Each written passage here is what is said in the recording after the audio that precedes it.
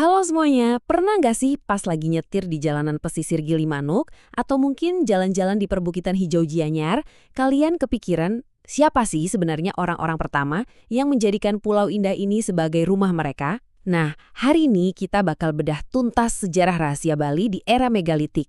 Kita akan mundur jauh ke belakang, jauh sebelum adanya istana-istana kerajaan yang megah, dan pastinya jauh banget sebelum hiruk-pikuk pariwisata modern yang kita kenal sekarang.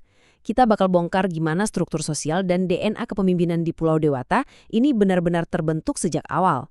Oke, buat eksplorasi materi kita kali ini, kita bakal lewatin beberapa poin. Mulai dari siapa itu orang kuat megalitik, sistem kepemimpinan primus inter pares, ekonomi sarkofagus, bukti kelas sosial di Gilimanuk, dan terakhir kita tutup dengan sedikit panduan wisata prasejarah.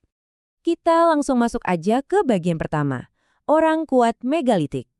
Kalau kita dengar kata megalitik atau zaman batu besar, jujur aja, sangat mudah buat langsung ngebayangin manusia purba yang primitif dan kasar kan? Tapi buang jauh-jauh deh pikiran itu, penduduk awal Bali ini sama sekali bukan manusia gua biasa. Faktanya, mereka tuh justru arsitek sosial yang super jenius. Bayangin aja, di lingkungan yang masih liar dan sangat menantang, mereka udah bisa bangun masyarakat yang canggih. Semuanya murni didasarkan pada insting bertahan hidup, kecerdasan tingkat tinggi, dan pastinya koordinasi. Dan untuk menjalankan itu semua, mereka butuh banget sosok pemimpin yang benar-benar bisa diandalkan. Nah, ini membawa kita ke bagian kedua, sistem kepemimpinan primus inter pares.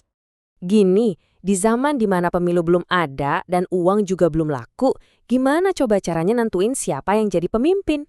Jawabannya ada pada sistem primus inter pares ini. Secara harfiah, artinya itu yang pertama di antara yang sederajat. Jadi status pemimpin tuh nggak bisa dibeli pakai harta, apalagi cuma sekedar diwariskan.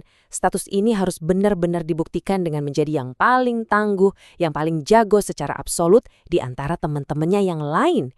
Ini benar-benar bentuk meritokrasi purba yang paling murni. Biar lebih gampang ngebayanginnya, coba kita bandingin. Di satu sisi, kalau sekarang kan kita sering lihat kekuasaan yang berdasarkan keturunan, di mana nama keluarga atau warisan kekayaan yang nentuin siapa yang berkuasa. Tapi di Bali zaman megalitik, itu nggak berlaku. Yang berlaku adalah kekuasaan berbasis kompetensi. Siapa yang terpilih?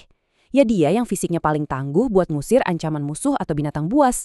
Atau dia yang logikanya paling tajam buat nyari sumber air pas lagi musim kemarau panjang. Bisa juga dia yang diyakini punya koneksi spiritual paling kuat dengan alam. Wilayah kekuasaannya mungkin cuma sebatas satu lembah sungai aja, tapi pengaruhnya itu mutlak banget karena didapat dari kompetensi yang nggak bisa dibantah sama siapapun. Kita lanjut ke bagian ketiga, ekonomi sarkofagus, bukti birokrasi purba. Kalian mungkin bertanya-tanya, terus apa bukti fisiknya dari struktur kekuasaan absolut ini?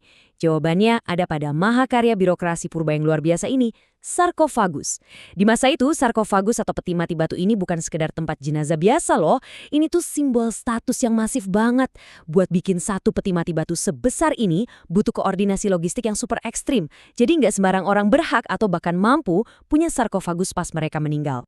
Coba deh kalian bayangin gimana langkah-langkah ekonomi sarkofagus ini berjalan. Pertama, mereka harus nyari batu padat utuh yang beratnya bisa bertonton. Kedua, sang pemimpin harus bisa memobilisasi ratusan pekerja buat mindahin batu raksasa itu. Ketiga, batunya masih harus dipahat dengan motif hewan atau manusia yang rumit. Gila kan? Cuma orang kuat aja yang mampu mengerahkan massa sebanyak itu. Dan yang bikin ini sangat luar biasa, proses ini diyakini kuat sebagai akar dari tradisi ngayah atau gotong royong massal di Bali yang masih hidup sampai hari ini. Masuk ke bagian keempat, kelas sosial Gilimanuk. Tentu aja dalam dunia akademis kita butuh bukti keras. Nah, catat angka 1977 ini. Ini adalah tahun yang sangat monumental. Ibaratnya ini barang bukti A kita hari ini. Di tahun inilah, Maestro Prasejarah Indonesia, R.P. Sujono, mempublikasikan risetnya yang tak terbantahkan soal sistem penguburan di Bali. Riset ini benar-benar membuka mata dunia tentang betapa majunya peradaban awal di pulau ini. Jadi, poin krusialnya itu ada di temuan-temuan spesifik di situs Gilimanuk ini. Di sana, tim arkeolog nemuin pola penguburan massal dengan bekal kubur yang melimpah ruah. Ada perhiasan perunggu, terus ada manik-manik yang secara kuat mengindikasikan kalau mereka udah punya jaringan perdagangan kuno dengan dunia luar. Dan yang paling penting, mereka nemuin bukti nyata adanya kelas sosial. para elit dikuburkan dengan kemegahan sarkofagus batu besar, sementara masyarakat biasa cuma mendapat penguburan yang sederhana. Ini membuktikan 100% kalau ribuan tahun sebelum pengaruh asing masuk, Bali itu udah punya sistem kelas sosial yang sangat terorganisir. Dan tibalah kita di bagian kelima, panduan prasejarah. Biar nggak bosen di kelas teori terus, kalau kalian mau lihat langsung bukti-bukti ini di lapangan, ini dia peta panduannya. Di ujung barat, di Jembrana, ada situs Gili Manuk dengan semua bukti perdagangan kunonya. Terus saya sangat merekomendasikan kalian buat mampir ke Museum Gedong Paedah di Bedulu, buat lihat langsung ukiran kedok atau penolak bala di sarkofagusnya. Jangan lupa juga singgah ke Lembah Pakerisan dan Petanu. Area ini dulunya adalah pemukiman megalitik yang sangat padat. Oh ya, di Desa Keramas dan Belah Batu, petani setempat tuh sering banget nggak sengaja nemuin sarkofagus berbentuk kura-kura di sawah mereka. Dan pastinya, semua konteks strata sosial ini bisa kalian lihat dirangkum dengan rapi di Museum Bali Denpasar.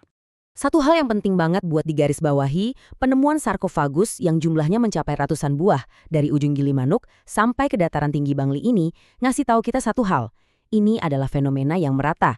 Ini membuktikan kalau sistem kepemimpinan primus inter pares itu bukanlah cuma kebetulan di satu atau dua desa aja, melainkan sebuah tren kepemimpinan yang emang jadi standar di seluruh Pulau Bali. Sebuah sistem yang benar-benar menghargai kecakapan di atas segalanya.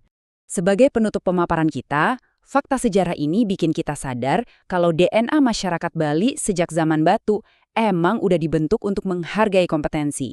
Tanah ini dulunya nggak ngasih tempat buat pemimpin yang lemah. Kekuasaan itu benar-benar diraih oleh mereka yang bisa menaklukkan batu keras dan mengubahnya jadi simbol kehormatan. Nah, ini menyisakan satu pertanyaan filosofis yang lumayan bikin mikir nih buat kalian. Melihat gimana dunia modern kita beroperasi sekarang, dengan segala dinamika pewarisan kekuasaan dan kekayaan, menurut kalian, apakah sistem kepemimpinan primus inter pares purba ini masih relevan buat diterapkan dalam memilih pemimpin-pemimpin kita sekarang? Coba deh dipikirin. Terima kasih ya udah ngikutin eksplorasi materi kita hari ini.